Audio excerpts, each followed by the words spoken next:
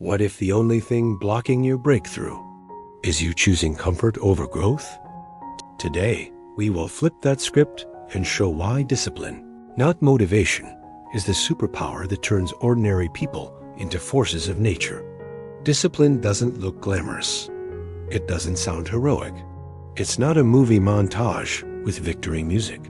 Discipline looks more like you, at dawn, staring at an alarm clock that feels personally offended you exist. But here's the hidden truth. The people who rise, who build, who transform their lives from average to extraordinary are the people who choose to show up anyway. Not because they feel inspired, but because they've decided they're done negotiating with their excuses. The functional benefit and the reason this video matters is simple. Once you master this mindset, your life stops being reactive and becomes intentional. You no longer wait for permission, motivation, or a perfect moment. You create momentum. Most people think they're stuck because they lack talent or opportunity. But the real block is far simpler: discomfort intolerance. The world trains you to chase comfort like it's oxygen-soft couches. Endless scrolling, mental breaks that turn into mental vacations with no return ticket. But comfort has a dark side. It steals your edge. When you avoid discomfort, you avoid the very moments that stretch you into someone capable of more. The truth is, discipline is the only reliable way to unlock your hidden potential. When you train yourself to act even when you don't feel like it, you gain something motivation could never give you: self-respect. Here's where it gets interesting. The brain loves consistency, even when that consistency is holding you back. If you've lived in hesitation, procrastination, and overthinking, your mind will protect those patterns like treasured antiques. Discipline breaks that cycle. It teaches your brain a new identity. I do hard things even when they are uncomfortable. And when that identity clicks, everything changes: your energy, your confidence, your results. Suddenly, you don't fear failure because you've already proven you can survive difficulty. You don't fear judgment because you trust your own track record more than anyone's opinion. And you don't fear big goals because you know you can break them down and attack them piece by piece. But here is the twist most people never consider. Discipline doesn't just build progress, it builds clarity. When you push yourself consistently, you discover what you're actually capable of and what you actually want. Without discipline, you're just guessing. With discipline, you're testing, adapting, and growing. It's the difference between drifting through your days and directing your life with purpose. The question now is this: if discipline is the real path to your next level, what does it actually take to stay consistent when your mind wants to run?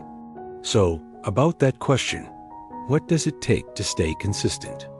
Here's the answer. You need a deeper why than comfort.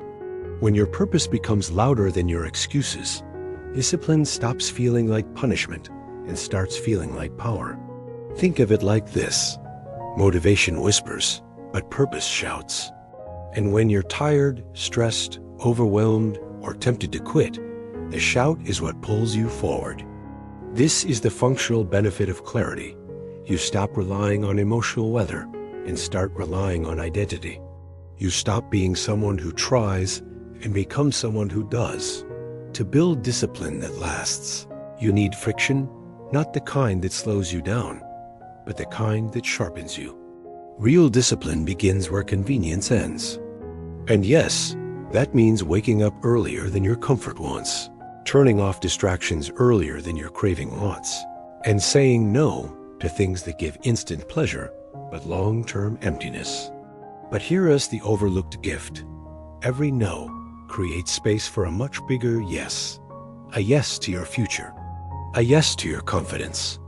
A yes to becoming a version of yourself you can finally be proud of. There will be days when your mind tries to talk you out of everything. Days when discipline feels like climbing a hill with ankle weights and a sarcastic narrator in your brain. That's normal. In fact, it's part of the process. The body resists change because change is resource intensive. But when you take action anyway, You rewire your nervous system to associate effort with progress instead of suffering. Little by little, discipline becomes your default, not your battle. Another powerful shift happens here. People begin to treat you differently. Not because you brag, but because disciplined people give off a certain energy-focused, grounded, unbothered by drama. You start attracting opportunities others can't see and repelling habits that used to distract you.